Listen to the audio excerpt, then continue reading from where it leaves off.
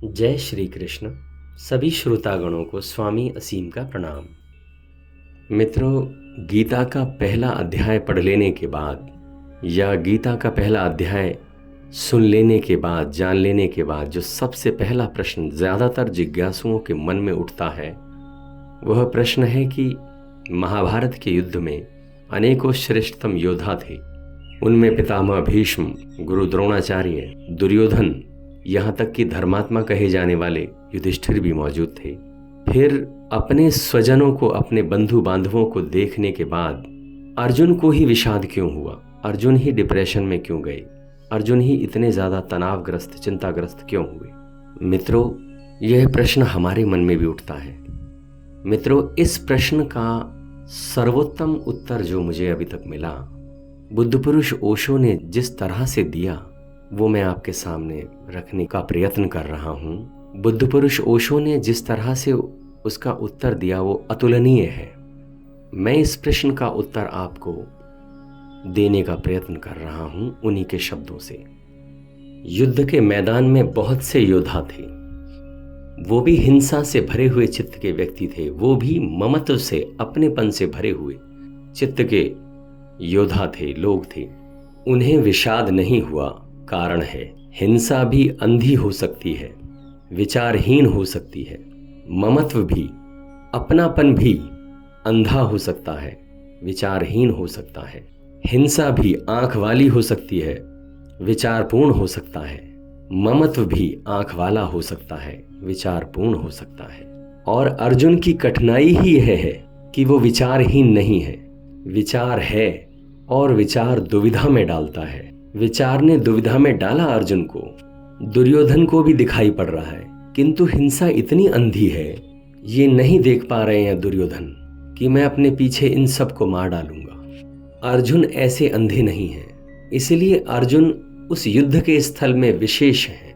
विशेष इन अर्थों में है अर्जुन कि जीवन की तैयारी उनकी वही है जो दुर्योधन की है, लेकिन मन की तैयारी उनकी डिफरेंट है। अर्जुन के मन में संदेह है, डाउट है, विचार है, वो पूछ सकते हैं, वो जिज्ञासा कर सकते हैं, क्योंकि सबसे बड़े प्रश्न होते ही वो हैं जो हमारे मन के द्वंद्व से, मन के कॉन्फ्लिक्ट से उठते हैं। सबसे बड़े प्रश्न ये होते ही नहीं कि जगत किसने बनाया है, ईश्वर है या नहीं है।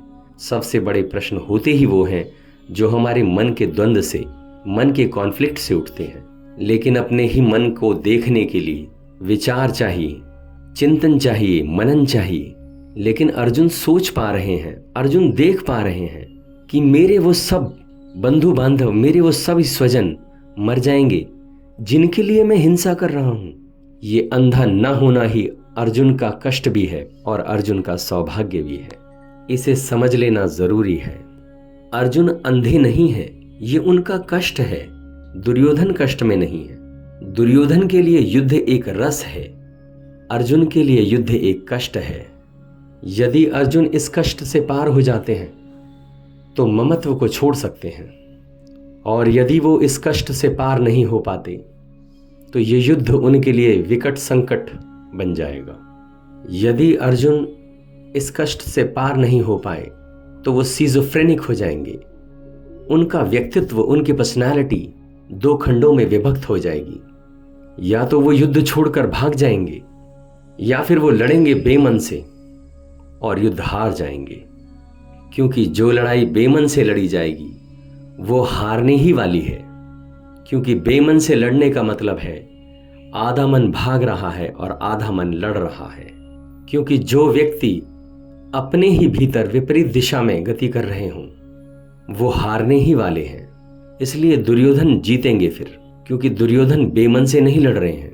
दुर्योधन अगर कुएं में भी गिर रहे हैं तो पूरे मन से गिर रहे हैं। दुर्योधन यदि अंधकार में भी जा रहे हैं तो पूरे मन से जा रहे हैं। असल में अर्जुन या तो दुर्योधन जैसे हो जाएं, नीचे गिर जाएं विचार में, या फिर कृष्ण जैसे हो जाएं, विचार से निर्विचार में चले जाएं, इतने ज्योति से भर जाएं, इतने ज्योतिर्लिंग हो जाएं कि देख पाएं कौन मरता है, कौन मारा जाता है, देख पाएं कि ये सब स्वप्न से ज्यादा नहीं है। इतने बड़े सत्य को यदि वो देख पाएं तो युद्ध में जा सकते हैं। या फिर इतने बड़े असत्य को देख पाएं कि हम उनको ही मारकर आनंद को उपलब्ध हो जाएंगे जिनके लिए मारने की चेष्टा कर रहे हैं। यानी दुर्योधन के असत्य में उतर जाएं या कृष्ण के सत्य में उतर जाएं। अर्जुन एक तनाव है इस वक्त। मनुष्यों में जो जितना ज्यादा विचारशील है वो उतने ही तनाव से भरेंगे, उतने ही चिंताग्रस्त होंगे। वो विक्षिप्त भी हो सकते हैं, लेकिन ये सिर्फ एक पहलू है। दूसरा पहलू यह भी है कि जो विक्षिप्तता को पार हो जाए वो विमुक्त भी हो सकते हैं। जो चिंता को पार कर जाएं वो निश्चिंतता के सजग आनंद को प्राप्त हो सकते हैं। यहाँ अर्जुन मनुष्य के प्रतीक हैं और दुर्योधन पशु के प्रतीक हैं तथा कृष्ण परमात्मा के प्रतीक हैं। वहां युद्ध के मैदान में 3 प्रतीक हैं। अर्जुन डवाडोल है, वो दुर्योधन और कृष्ण के मध्य में बीच में डवाडोल है। अर्जुन को निश्चिंतता मिल सकती है, he can be at ease, यदि वो दुर्योधन हो जाए या वो कृष्ण हो जाए। अर्जुन रहते हुए उन्हें कोई सुविधा नहीं है। अर्जुन रहते हुए उन्हें एक तनाव है, मुश्किल है कि वो दुर्योधन हो नहीं सकते और कृष्ण होना उन्हें समझ में नहीं आ रहा है। और जहां वो इस वक्त हैं, जिस स्थिति में हैं, वहां वो टिक नहीं सकते। यही मित्रों आज के हम मनुष्यों की समस्या है। मनुष्य पशु होना नहीं चाहता और परमात्मा होना समझ में नहीं आ रहा है। मनुष्य पशुता को पार कर चुके हैं और परमात्मा होना समझ में नहीं आ रहा है। हम क्रोध में कई बार पशुता का अनुभव करते हैं और शांति में परमात्मा का अनुभव प्राप्त करते हैं। हम दिन में बहुत बार स्वर्ग और नरक की यात्रा कर लेते हैं। एक ओर मनुष्य अपनी चेतना को समाधि की ओर ले जाने को आतुर है, दूसरी तरफ आदमी अपने को तरह तरह के नशे से, शराब से, सेक्स से पशु की तरफ ले जाने को आतुर है। और अक्सर ऐसा होता है कि एक ही आदमी ये दोनों कार्य करता है। अर्जुन मनुष्य की चेतना है, इसलिए ये गीता अद्भुत है। ये गीता इसलिए अद्भुत है क्योंकि ये मनुष्य की आंतरिक मन स्थिति का आधार है। कृष्ण का अर्जुन के साथ वो जो संघर्ष है, पूरे समय जो संवाद है या विवाद है, वो जो अर्जुन को खींच खींच कर परमात्मा की तरफ लाने की चेष्टा है, प्रयत्न है, और अर्जुन वापस अंगों को शिथिल कर करके बैठ जाते हैं। ये संघर्ष अर्जुन के लिए है, दुर्योधन के लिए नहीं। अर्जुन भी यदि दुर्योधन जैसे होते तो वो निश्चिंत होते, किंतु ऐसा नहीं है। और हम में भी जो दुर्योधन की तरह हैं वो निश्चिंत हैं। वो मकान बना रहे हैं बड़े बड़े, वो धन इकट्ठे कर रहे हैं, वो सिंहासनों पर चढ़ने के लिए प्रयत्नशील हैं लगातार। हम में भी जो अर्जुन की तरह हैं वो बेचैन है, वो परेशान है। वो बेचैन है इसलिए कि जो घर बना रहे हैं, जहां घर बना रहे हैं, वो जगह उन्हें घर बनाने योग्य महसूस नहीं होती। जहां से आ गए हैं वहां पीछे लौट नहीं सकते, और जहां जाना है उसका उन्हें पता नहीं है। वो मार्ग कहाँ है, वो मंदिर कहाँ है। इसलिए स्वभावतः धार्मिक आदमी संकटग्रस्त होता है, अधार्मिक आदमी निश्चिंत होता है। इसलिए वो अर्जुन संकटग्रस्त हैं। पशु वो हो नहीं सकते और परमात्मा होना उन्हें समझ में नहीं आ रहा है। आकांक्षा उनकी परमात्मा होने की ही है, इसलिए वो प्रश्न पूछ रहे हैं, जिज्ञासा जगा रहे हैं। क्योंकि जिसके जीवन में भी प्रश्न है, जिसके जीवन में भी असंतोष है, जिसके जीवन में भी जिज्ञासा है, उसके जीवन में धर्म आ सकता है। और जिसके जीवन में नहीं प्रश्न, नहीं असंतोष, नहीं चिंता, नहीं जिज्ञासा, उसके जीवन में धर्म के आने की कोई संभावना नहीं, कोई सुविधा नहीं। क्योंकि बीज चिंताग्रस्त नहीं होता। जो बीज टूटेगा, जो अंकुरित होने को आतुर है, उसे ही चिंता होगी।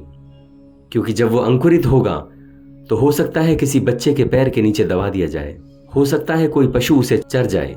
बीज बहुत मजबूत चीज है, अंकुर बहुत कमजोर होता है, किंतु फिर भी मिट्टी को चीर करके पत्थरों के बीच में से निकलकर बाहर आता है।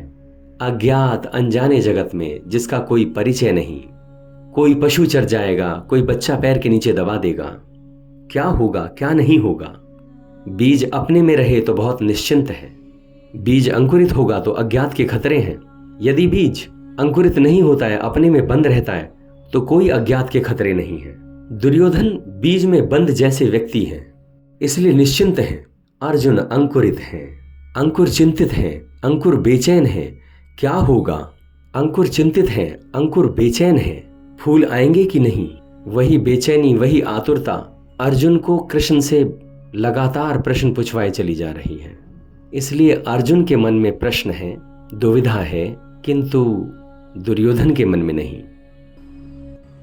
इतना ही, फिर मिलते हैं अगले श्लोक में। मैं स्वामी असीम आप सभी को प्रणाम करता हूं। मेरा प्रणाम स्वीकार करें। धन्यवाद।